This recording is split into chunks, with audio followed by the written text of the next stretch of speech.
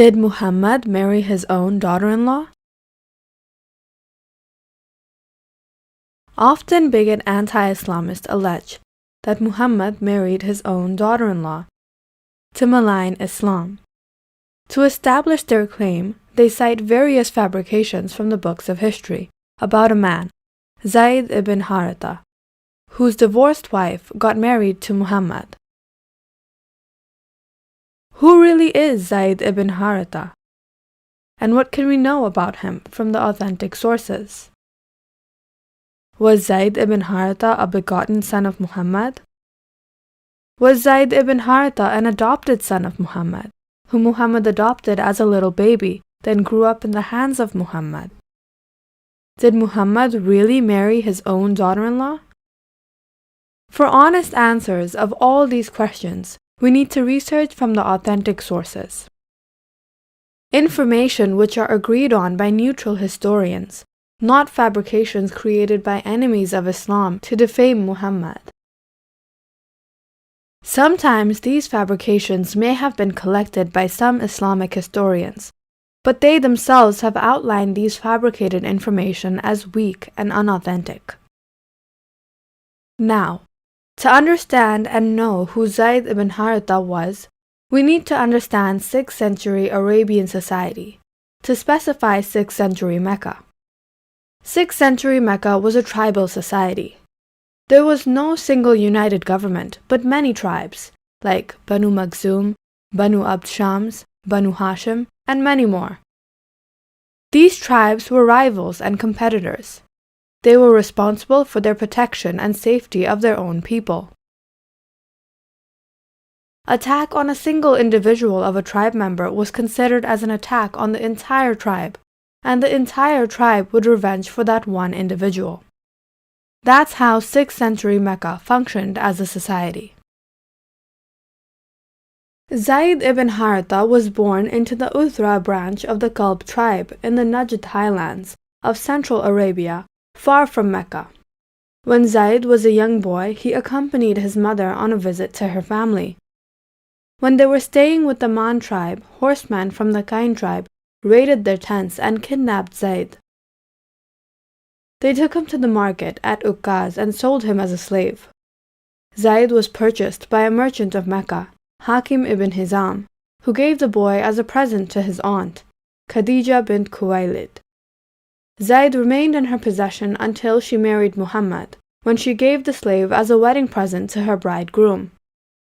Zayd was from the tribe of Kalb, far from Mecca. The family of Zayd eventually found him when he was living with Muhammad and his family. The family of Zayd was willing to pay many-fold prices to manumit Zayd, but Zayd chose to stay in Mecca with Muhammad and his family, as Zayd felt more close and dearer to Muhammad and his family than his own family. Muhammad was also very fond of Zayd and wished to set him free from slavery. But if Muhammad simply manumitted Zayd in Mecca, Zayd may have fallen victim to some other ill fate, as Zayd did not belong to any of the tribes of Mecca. Who would protect Zayd from all forms of maltreatment of 6th century Arabian society? If someone did some harm to Zayd, who would bring justice? Muhammad belonged to Banu Hashim, a very influential and powerful tribe of Mecca. As long as Zayd was a slave of Muhammad, he was under the protection of Banu Hashim. Muhammad wanted Zayd to have same advantages, therefore, Muhammad declared, Zayd is no longer a slave, but his son. By doing so, Zayd became a free man, but still under the protection and all other advantages of Banu Hashim. And all other tribes were deterred from treating Zayd as a helpless man who has no social status. And all these happened before Muhammad was inspired with divine revelations. Muhammad and Zayd were of the same age. According to the books of history, Muhammad was born in the year 570 or 571 CE. According to one narration of history, Zayd died at age of 55 in the year 629 CE. That would mean Zayd was born in the year 574 CE. If we consider fact that Arabs used to use lunar calendar, that would make Zayd born in the year 576 CE. If we go by this historical view, Zayd was 3 to 5 years younger than Muhammad. But the popular historical view is Zayd was about 7 to 10 years younger than Muhammad. Can two men whose ages differ by 3 to 5 years or 7 to 10 years have a father-son relationship? No. According to the books of Sirah and Hadith, Muhammad used to address Zayd as his beloved or brother. The God said in the Quran, chapter 33, verses 4 and 5, that He has not made adopted children as real children. That is merely sayings of mouths, but the God reveals the truth, and He guides to the correct way.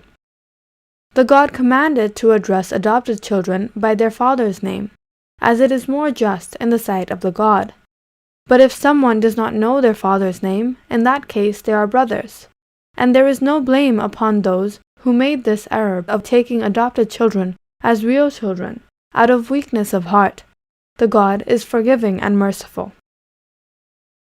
It was Muhammad who advised his cousin Zainab bint Jahsh and Zayd to marry.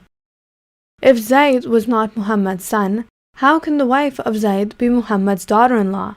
The wife of Zayd cannot be a daughter-in-law of Muhammad. And it is also forbidden in Islam to marry daughter-in-law.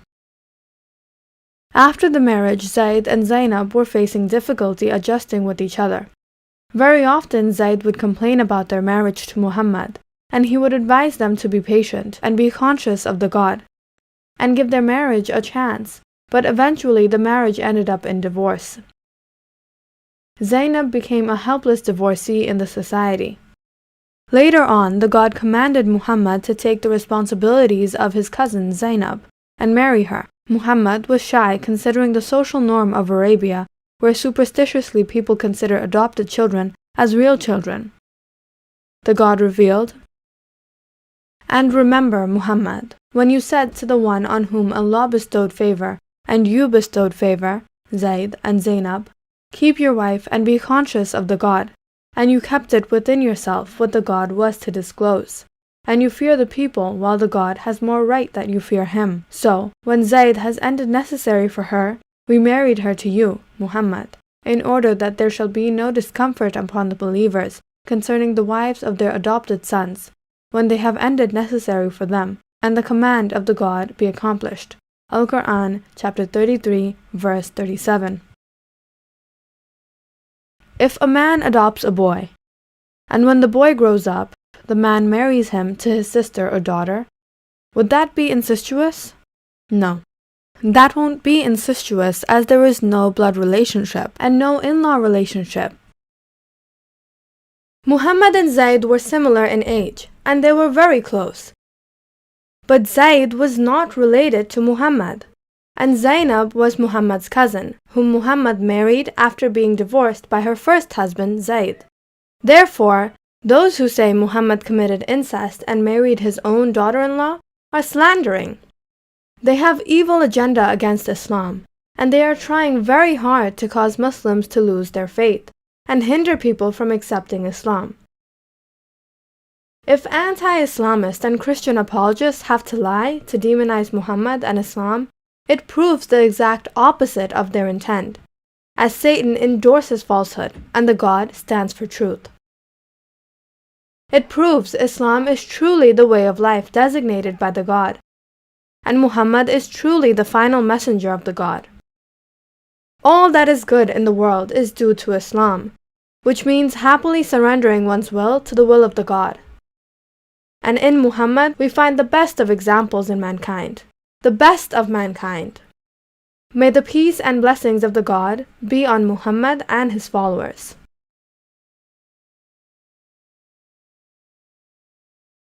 Like, share, and subscribe to create awareness.